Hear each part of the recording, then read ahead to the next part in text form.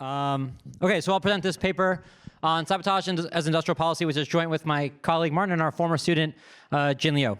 So what we're interested in this paper is a little bit different than some of the other talks. We're going to ask this question. We're going to take as given that recently there's been a lot of use of trade policy for completely non-economic interests. And so national security is obviously a big one with the CHIPS Act and things like that. But also people have been talking about decarbonization and other goals. And we think of these goals as, maybe there's economics to them, but they're not necessarily economic in intent. And the question that we want to ask then is a really positive question, which is just simply, can we use trade tools to understand the economic consequences of these actions? Are these only going to be costly from an income perspective, or could they possibly be beneficial? And the policy that we're going to focus on in this paper specifically, we're going to call it Sabotage. And it was inspired by this quote from Jake Sullivan, who basically said that we're going to use export controls and other means to prevent competitors from being able to do things. And the idea is that if we can do that in a way that's comprehensive, that this could be a potentially strategic US asset.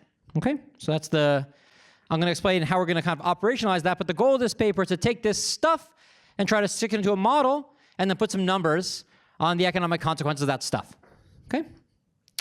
And so like I said, there's kind of a policy debate about whether or not we actually can do this, whether we can disrupt productivity abroad, but we're not really thinking about that. We're just going to ask whether or not, if this policy works, or to the extent to which it works, like exactly what it does, what are the real income effects? Okay? And the thing we're going to find is that what matters is that the sabotage is comprehensive in the sense that it has to reshore production. It can't be enough to hurt the capabilities, if you care about real income. It can't be enough to hurt the capabilities of an adversary. You have to force them to buy from you. You have to basically reshore production back home. We're going to contrast that with, say, tariffs, where if you're a large urban economy, any small amount of tariffs is actually pretty good for you. Here, when you're messing with a country's productivity, you actually have to do it right. That's kind of the lesson. Okay. So to make the point, to make the case, and then put some numbers on this, I'm going to start with a really simple model. And if you'll afford me like 4 or 5 minutes of math, I'm then going to try to do everything with pictures, and then some graphs. Okay. So to make this case, we're just going to start with a really simple classical model of trade. We're going to try to enrich it a little bit later, but to get the main idea across, we're going to start simple. We're going to have two countries, home and foreign. You can think about this as the US and China. You can think of it as sort of the US and its allies versus China and its allies. It's kind of two hegemons, but we're just going to name them home and foreign. They're going to produce a bunch of stuff. They're going to produce a continuum of goods indexed by I. And here, because we're not thinking about distributional consequences or anything like that, workers are basically going to be homogeneous and mobile. Firms are going to be competitive. Okay? Demand is going to be Cobb-Douglas with expenditure shares beta. That just means that basically everyone's going to spend some constant fraction of their income on each good. So I spend 10% of my income on food. I spend 10% of my income on entertainment. Supply, to make a good, you have to use A people to make it. In foreign, you have to use A asterisk people to make it. So if I want to make a computer, I need 2 people here. In China, maybe I need 3 people. For trade policy, we're not going to think about tariffs today. But the planner can engage in targeted sabotage of foreign TFP. And again, I'll explain exactly what I mean about that later. But basically, the planner is going to have to destroy A star, make A star really big. Okay. Oops. So again, the model in a nutshell. Here's demand. We're going to make demand equal to supply. That's how we solve these models. Like I said, demand is going to look like this. All this means is basically that expenditure shares are constant. So again, I spend 10% of my income on good I and 12% on good J. And no matter what the prices are, that amount of my income is held constant. We can relax that, but it makes life easy. Technology, again, labor is the only factor of production. We're going to have linear unit input requirements that are called A. What's going to be really important for us, what's going to make this a trade model and let us think about trade well, is going to be the following. We're going to call this capital function A, the comparative advantage schedule. That's going to be the ratio of foreign to home's unit input requirements. And by the way, I realize, like for the sake of skipping some literature review, we didn't invent this model. This is for those who did trade, this is a Dornbusch, Fisher, Samuelson model. That's all this is. This isn't, I wish we invented it. It'd be a lot more famous. we're going to rank their goods. Oh, sorry. We're going to define this as the ratio of unit labor requirements in foreign to home. And then we're going to rank the goods so that A is decreasing. So again, the identity of a good, whether a computer is good 1 or good 2 or good 3, doesn't really matter. So I'm just going to rank my goods. So this function A is decreasing. What does that mean? That means when A is big, it's very expensive to make a good in foreign relative to home. And so home has the comparative advantage. When A is small, the opposite is true. Okay? Trade in this model is simple. Each I is a perfect substitute. I don't. We're going to relax that actually when we go to the data. But for now, you could just think Chinese and American computer are the same thing. I just buy the cheapest one. And so I'm going to import if the foreign price, which is the wage times how many workers I had to hire, is less than the home price, which is the wage times how many workers I would have to hire. There's not going to be trade costs. And again, specialization is complete. So that's it. And that's the entire model. And so how do we close this model? Like I said, we're going to set supply equal to demand. It turns out in a model like this, there's going to be 2 conditions for that to happen. Optimal sourcing is going to be basically kind of like our demand thing. It's going to say this. There's going to be some cutoff good iota where I'm indifferent to buying goods, where I'm indifferent to buying this good at home versus foreign. And then for goods sort of to the left of iota, and I'll show you this in a picture, it's cheaper to buy them at home. For the goods to the right, it's cheaper to buy them in foreign. So that's easy. You tell me the prices. I'm going to solve for this iota, but what are the wages? Well, trade has to balance, right? Imports have to equal exports, and that's all this says. This says imports, how much home buys from abroad, has to equal exports, how much foreign buys from home. Equilibrium sets these 2 things equal. And so with that, we're going to try to switch to some pictures, and I'll try to get the major idea across. So this is equilibrium in a nutshell. Here's that A schedule. We're in logs now because utilities and logs, but here's that A schedule. It's going down. Here's that B schedule. It has this funny form. Just trust me that if that's what the ratio of these things looks like. And where they cross, that's equilibrium. So over here, it's going to be the log of the wage. Over here is going to be that cutoff good. Okay? Why do we like this representation of this simple economy? Because it lets us talk about welfare graphically. So what's the gains from trade? In this economy, why do I want to trade in the first place? Well, there's 2 things that happen. One, there's a wage effect, a sort of terms of trade effect that comes from trading with a partner. Okay? That's given by this red rectangle here. So relative wage, if it was autarky, it's just going to be normalized to 0. I start trading, it goes up to this number. And so part of my utility is just being able to buy foreign goods at this relative wage. There's also a price effect, which comes from specialization, right? Before, I had to make everything using my technology. Now I can buy some stuff using foreign technology. And so that's going to come from this blue curve. It turns out some of the stuff, they can actually be worse at than me. I'm still going to buy from them because it's comparative advantage. They can be worse at than me. That would subtract from my utility. There's also stuff that might be better at than me. That's down here. That's going to add to my utility. And so this red shaded region, that's just the gains from trade. That's what I care about. And so now we can start thinking about, this is the framework we need to think about this. We're going to say, suppose the US starts doing weird things to China. What's going to happen? So let's start very simple and define how we think we can think about sabotage in this model. So we're going to define sabotage as if you take a small measure of goods, epsilon, so a little chunk of these goods here, and I just shift foreign's productivity. That might be costly. That might be free.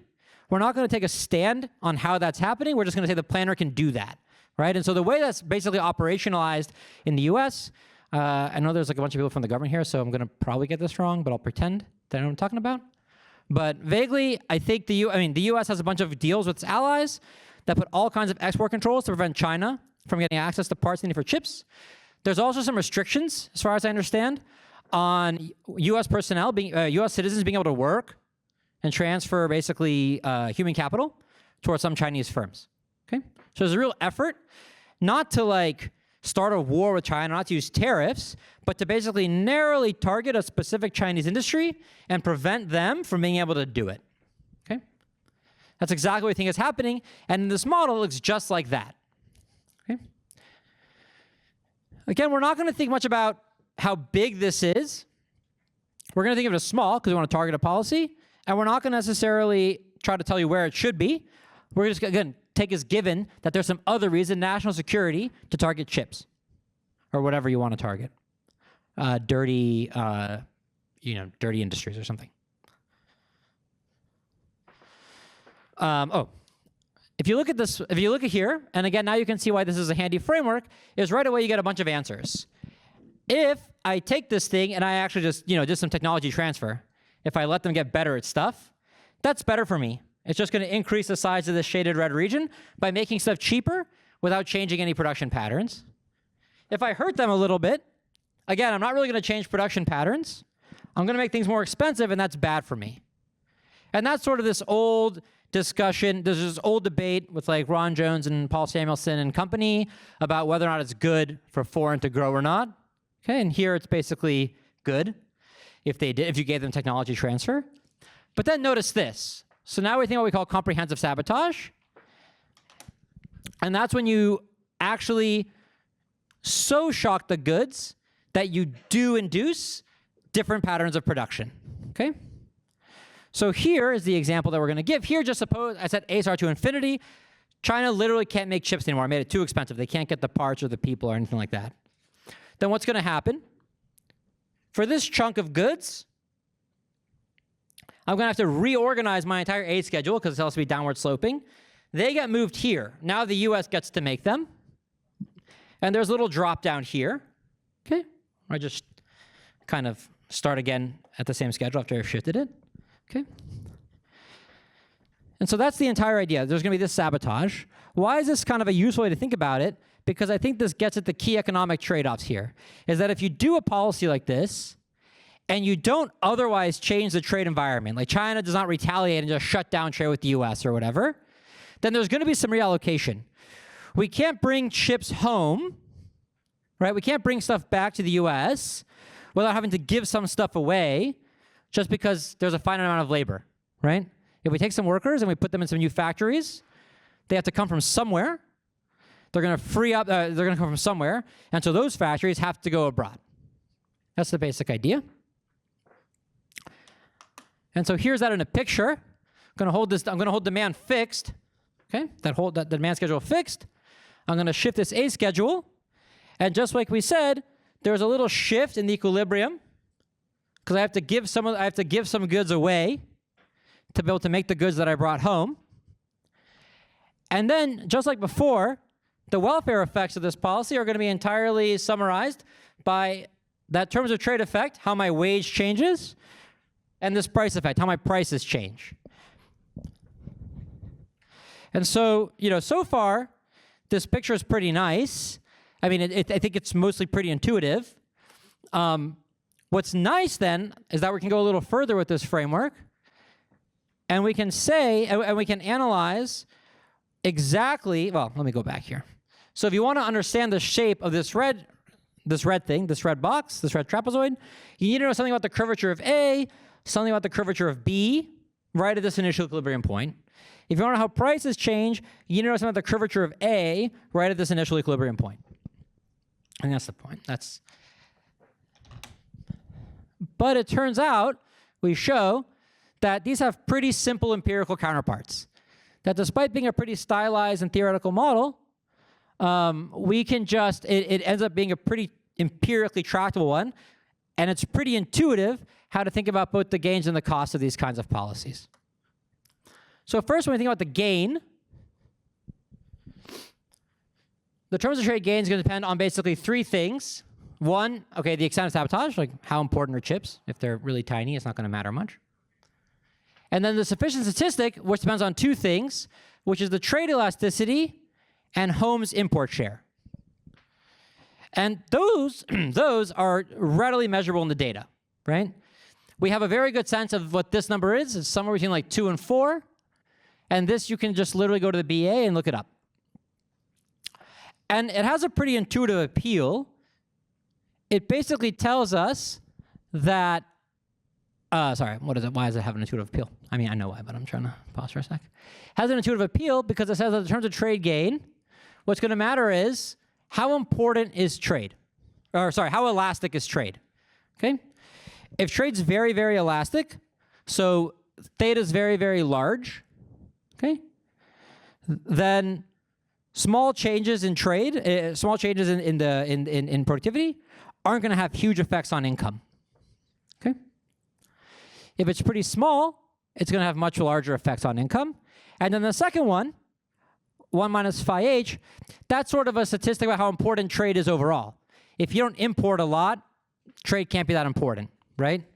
Or sorry, if you don't sell a lot, trade can't be that important. With balanced trade, these are kind of the same thing. Okay. What's the cost? The cost is pretty straightforward. The cost is just going to be, well, foreign now has to make this stuff, and home has to make this stuff. This is the stuff I sabotage. This is the stuff I'm moving to them. And so the change in those relative prices, that's going to be the price effect, right? The change in those relative costs. Oh, let me stop here. Well, let me go here.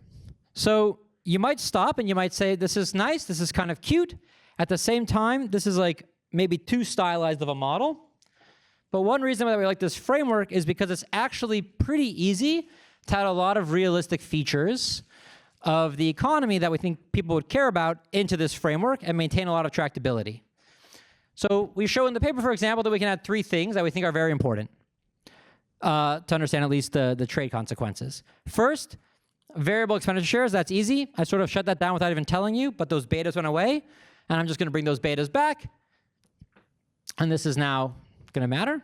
2, I think this is the 2 and 3 are the most important. 2, we know that trade is not free in general. There are trade costs. And you might think that once there are trade costs, this cute picture goes away. And for those of you who know the DFS model, that's like half true. It becomes a lot more complicated. But the intuition's there, and you can basically add them at little cost. The difference is, if you have trade costs, you now need to think about 2 things separately when we think about these efficient statistics. Home's income, home's share in global output, that's going to be a measure of how big home is. How much power does home have in the global stage? And then also still home's import share, because we still care about how important trade is overall. The second thing you might think are important is incomplete specialization. So for example, we know if you go look at the HS6 code that is chips, it's pretty broad. It's like semiconductors. I think that's like literally the HS6 code. It's called semiconductors. And then we had a lot of talks here about, you know, how really what matters is sort of the nanometer size of these wafers and things like that, right? And so the fact of the matter is, you know, we might think that there's imperfect substitutes. We don't think that the chips that China's making are exactly substitutable with the chips that the US is making. That's also just generally true for all goods. The famous example is wine. Everybody likes wine. No one thinks that French wine and German wine and Australian wine are the same thing. If one got really expensive, you might substitute a little bit, but they still all coexist. And so that's the idea. I want to capture this kind of incomplete specialization. If we do that, we need to know 2 more things. But again, the key is that these are very empirically easy to measure. We need to know the elasticity of substitution between countries, between goods across countries. And we need to know goods level trade shares. Again, this is pretty easily, you can pretty much get this out of the BEA. And the elasticity substitution, people just estimate pretty readily. And if you know those things, we get a sort of uglier expression, but it still has the same idea, same intuitive flavor, is that if you have this targeted sabotage policy, the gain basically depends on the trade elasticity, how big you are, how much trade you're doing with this, how important this good is, how big China's market share in this good is before you do the sabotage, and then how much trade matters to you overall. The cost has a slightly more ugly expression, but just basically you can measure the comparative advantage by how big of a player the foreign country is in the initial equilibrium. That turns out to be the case.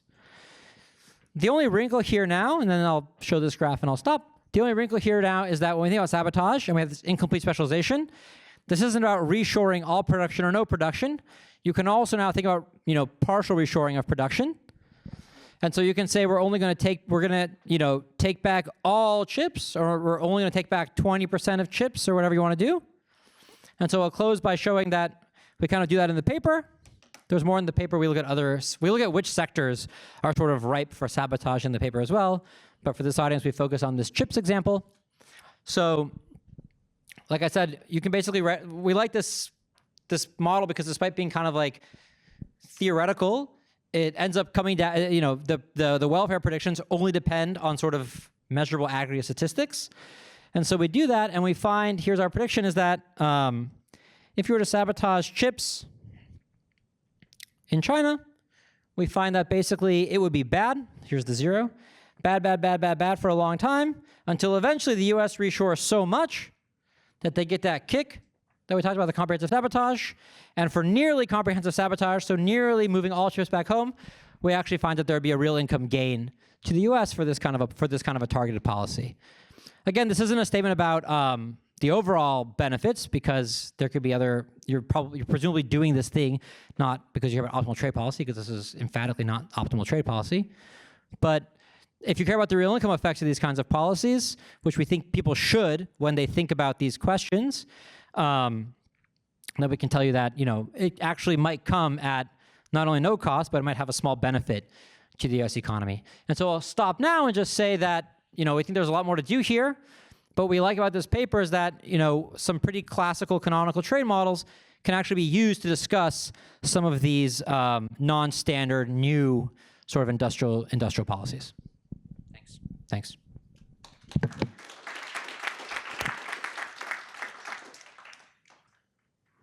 Couple of minutes for questions. The lady here in the, and we're going to collect, I think, like 3 questions, and then you answer them, or do you want to do them one by one? Sure. All right. Very, very, very interesting presentation. My question is that chips is intermediate goods. The implications is on other industries that use chips. Yeah. So you model it as a final goods. So it affects consumption. What if you consider chips as an intermediate goods that affects production and productivity of other sector? Isn't all this will be even larger? It will magnify your terms welfare gains calculations. More questions, more hands. We go over there to David, and then we start over there, and these two. I was wondering a bit about the dynamics of this. So if I think about sabotage, it seems difficult for this to be, a permanent thing. So after, like, if I've destroyed somehow some knowledge in China, then China will at some point relearn how to do it. It seems to be hard to have this gone permanently. But then it takes me a while to build manufacturing back home. So I don't know exactly, how can I have the reallocation take place?